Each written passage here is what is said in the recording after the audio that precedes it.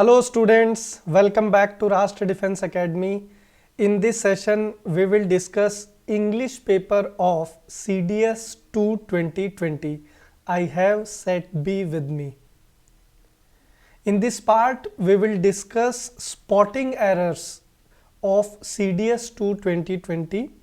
The set B questions are from 111 to 120.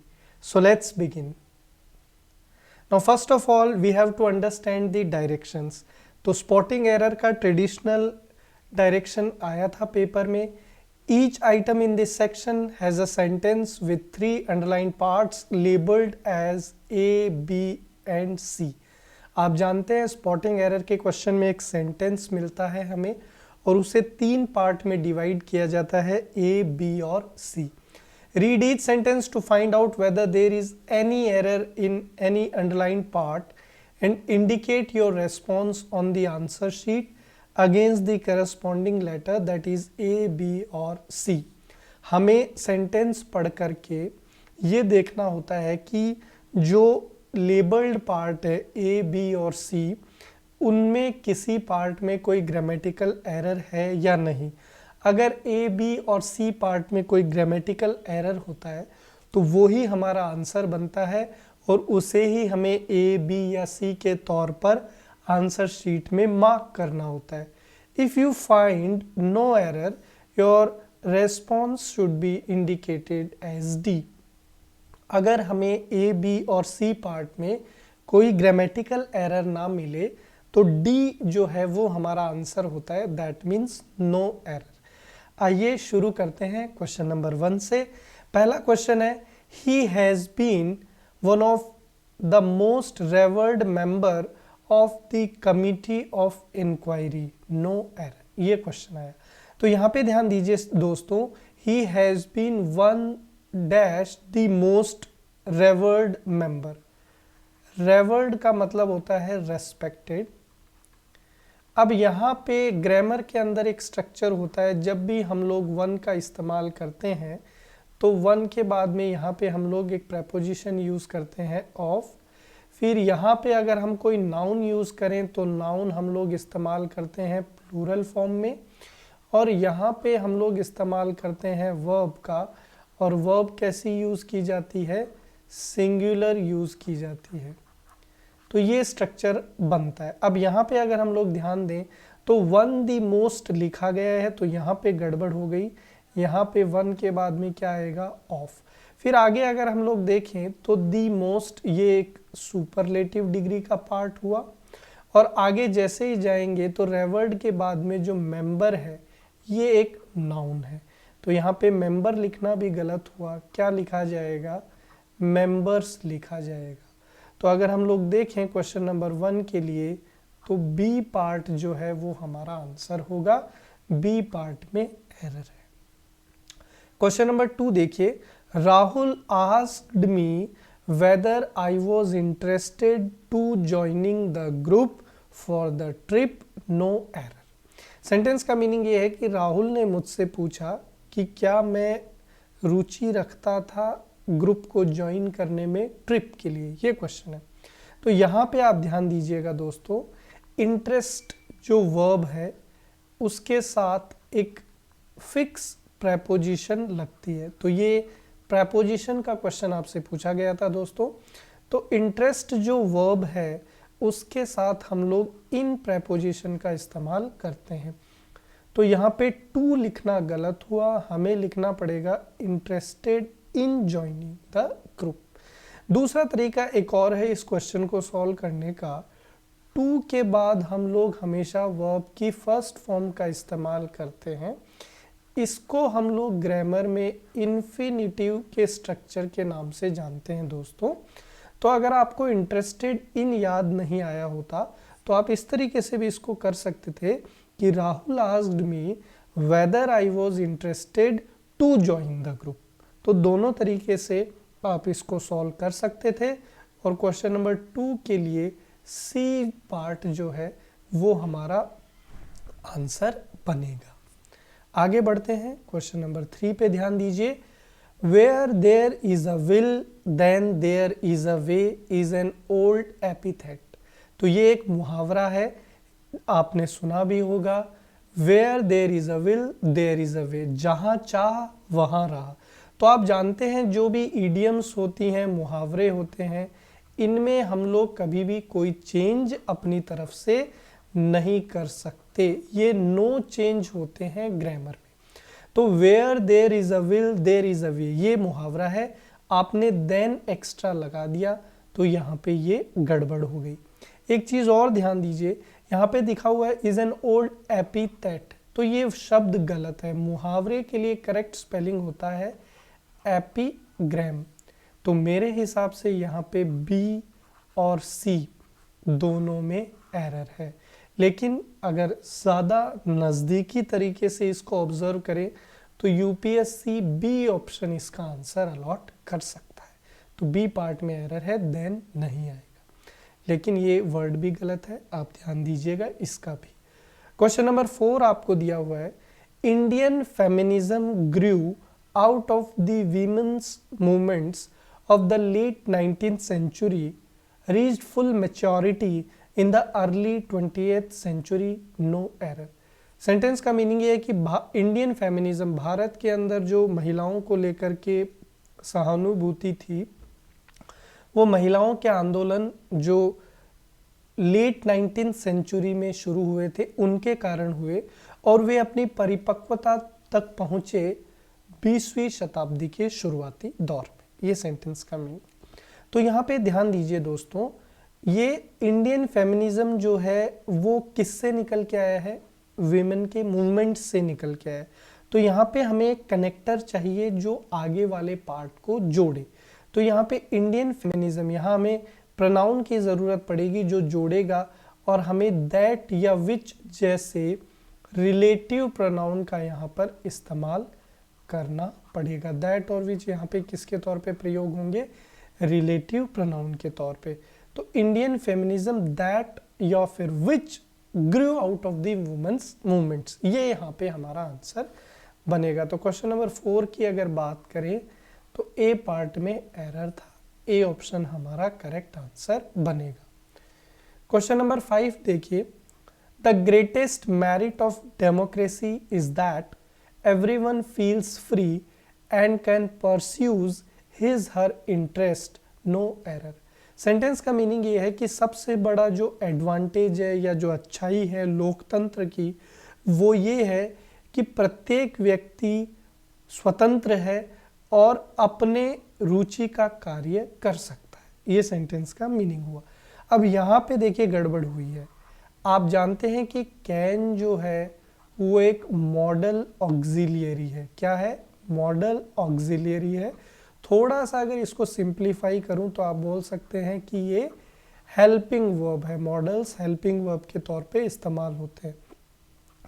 जब भी हम लोग ग्रामर की बात करते हैं तो मॉडल के साथ में वर्ब हमेशा ओरिजिनल फॉर्म में आती है, और एस या एस हम लोग उसके साथ इस्तेमाल नहीं कर सकते।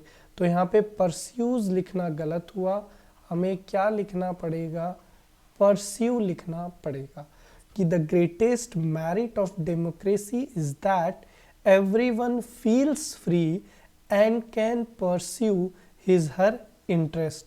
तो यहाँ पे क्वेश्चन नंबर 5 की अगर बात करें तो सी पार्ट में एरर था, ये हमारा आंसर बन जाएगा।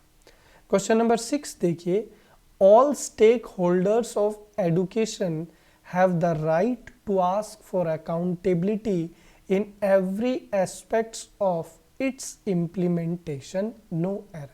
कि जितने भी स्टेक होल्डर्स हैं एजुकेशन के, उनके पास अधिकार है कि वे जवाब मांग सकें प्रत्येक व्यक्ति से या प्रत्येक सोसाइटी से कि वे किस तरीके से एजुकेशन को इम्प्लीमेंट कर रहे हैं, लागू कर रहे हैं। अब यहाँ गड़बड़ क्या हुई, ध्यान दीजिएगा। एवरी के बाद में हमेशा हमें सिंगुलर नाउन और सिंगुलर वर्ब का इस्तेमाल करना कंपलसरी है। तो यहाँ एस्पेक्ट्स लिखना गलत हुआ, हमें क्या लिखना पड़ेगा, एस्पेक्ट लिखना पड़ेगा। तो सी पार्ट में अगेन एरर था और ये हमारा इस क्वेश्चन के लिए आंसर हो जाएगा। आगे बढ़ते हैं, क्वेश्चन नंबर 7 पे फोकस करेंगे। Learning many languages promotes linguistic, cultural and social harmonies among people speaking different languages, no error. Sentence का मीनिंग ये है कि अगर हम लोग बहुत सारी भाषाएं सीखते हैं तो उससे लिंग्विस्टिक, कल्चरल और सोशल हार्मनी बढ़ती है लोगों में जो अलग अलग भाषा बोलते हैं। तो यहाँ पे ध्यान दीजिएगा, पार्ट बी की अगर मैं बात करूँ, वर्ड हमने यूज़ किया है हार्मनीज। तो हार्मनीज लिखना गलत हुआ क्योंकि हार्मनी वर्ड जो है वो एक अनकाउंटेबल नाउन है। कैसा नाउन है फ्रेंड्स? अनकाउंटेबल नाउन है। और अनकाउंटेबल नाउन की विशेषता है कि हम लोग उसके साथ एस या एस का यूज़ नहीं कर सकते। तो यहाँ पे हार्मनीज लिखना गलत हुआ, हमें क्या लिखना पड़ेगा? हार्मनी, सोशल हार्मनी, सामाजिक सौहार्द। तो यहाँ पे बी पार्ट में एरर था, इसलिए क्वेश्चन नंबर 7 के लिए बी ऑप्शन हमारा करेक्ट आंसर होगा। क्वेश्चन नंबर 8 देखिए, one should not act according to one's whims and fancies on public places, no error. कि किसी भी व्यक्ति को उसकी कल्पनाओं के तौर पर नहीं बिहेव करना चाहिए पब्लिक प्लेसेस पे, जहाँ पे जनता मौजूद है, लोग मौजूद है, वहाँ पे कल्पनाओं के आधार पर उसे विचार अपने व्यक्त नहीं करने चाहिए, उस तरीके से व्यवहार नहीं करना चाहिए। तो ये एक प्रेपोजिशन का क्वेश्चन था दोस्तों। पब्लिक प्लेसेस की अगर हम लोग बात करें, जब भी स्थान की बात होती है, प्लेस की बात होती है, तो हम लोग ऑन प्रेपोजिशन का इस्तेमाल नहीं करते हैं दोस्तों। हम लोग किस प्रेपोजिशन का इस्तेमाल करते हैं? एट का। लेकिन कुछ स्पेशल केसेस में पब्लिक प्लेसेस के लिए हम लोग इन प्रेपोजिशन का भी इस्तेमाल कर सकते हैं। तो आप लिख सकते थे whims and fancies at public places या फिर whims and fancies in public places, दोनों ही तरीके से आपका सवाल ठीक हो जाता। तो क्वेश्चन नंबर 8 की अगर बात करूं तो अगेन सी पार्ट में एरर था, इसलिए सी ऑप्शन हमारा करेक्ट आंसर होगा। आगे बढ़ते हैं, क्वेश्चन नंबर 9 की बात करेंगे। Economists believe that India had taken a new turn in 1990 with the liberalization to her economy. अर्थशास्त्री ये विश्वास करते हैं या उनका ये भरोसा है कि भारत की जो अर्थव्यवस्था है उसने 1990 में एक नया मोड़ लिया। तो यहाँ पे देखिए गड़बड़ क्या हुई, आपको फिक्स टाइम दे रखा है 1990। तो जब भी आपको फिक्स टाइम की एक घटना दी जाती है तो पास्ट परफेक्ट लगाना गलत है। क्यों? क्योंकि जब पास्ट की दो घटनाएं होती है तो पहली घटना हमेशा पास्ट परफेक्ट में व्यक्त की जाती है और दूसरी घटना हमेशा पास्ट सिंपल में व्यक्त की जाती है। जैसे आपने अक्सर सुना होगा कि the train had left before I reached station, कि मेरे स्टेशन पहुंचने से पहले ट्रेन जा चुकी थी। तो इसमें पास्ट की दो गतिविधियां हैं, ट्रेन का निकलना और आपका स्टेशन पहुंचना। लेकिन दोनों गतिविधियों में पहले कौन सी गतिविधि हुई? ट्रेन का निकलना, इसलिए वहां पास्ट परफेक्ट लगाया जाता है हैड लेफ्ट, और दूसरे में आप स्टेशन पहुंचे वो आई रीच्ड यानी कि पास्ट सिंपल। लेकिन यहाँ वैसा कुछ नहीं है, तो ये पास्ट परफेक्ट लगाना यहाँ पे क्या हुआ? गलत हुआ। हमें यहाँ पे जब भी फिक्स टाइम की जानकारी हो तो पास्ट सिंपल का प्रयोग करना पड़ता है। तो पास्ट सिंपल का प्रयोग यानी वर्ब की सेकंड फॉर्म, तो टेक के लिए क्या हो जाएगा? टुक। तो करेक्ट सेंटेंस होगा economists believe that India took a new turn in 1990 with the liberalization to her economy. तो क्वेश्चन नंबर 9 की अगर बात करें तो यहाँ पर पार्ट बी में एरर हुआ, बी ऑप्शन आपका करेक्ट आंसर। क्वेश्चन नंबर 10 देखिए, irrigation works have a special importance in an agricultural countries like India where rainfall is unequally distributed throughout the seasons no error. Sentence का अर्थ ये है कि irrigation का जो कार्य है, सिंचाई कार्य जो है, उसका भारत जैसी कृषि प्रधान देश में काफ़ी ज़्यादा महत्व है, जहाँ पर हर साल जो बारिश है वो अनइक्वल होती है, हर तरीके से इक्वल नहीं है, कई बार कम बारिश है तो कई बार ज़्यादा। तो सिंचाई का बहुत ज़्यादा महत्व है। अब यहाँ पे गड़बड़ क्या हुई देखिएगा, कंट्रीज के साथ आपने एन का प्रयोग किया है। आर्टिकल चैप्टर का ये कॉन्सेप्ट है कि ए और एन आर्टिकल, जिनको हम लोग इंग्लिश लैंग्वेज में इंडेफिनिट आर्टिकल के नाम से जानते हैं, हमेशा सिंगुलर काउंटेबल नाउन के लिए प्रयोग किए जाते हैं। किसके लिए प्रयोग किए जाते हैं? सिंगुलर काउंटेबल नाउन के लिए। तो यहाँ पे दो तरीके से आप इस वाक्य को ठीक कर सकते हैं, या तो यहाँ से एन हटा दीजिए तो कंट्रीज ठीक हो जाएगा, या अगर आप एन रखना चाहते हैं तो कंट्री कर दीजिए। तो दोनों तरीके से ये ठीक हो सकता है कि in agricultural countries like India, या फिर in an agricultural country like India. तो कुल मिला के अगर देखा जाए तो कौन से पार्ट में एरर है दोस्तों?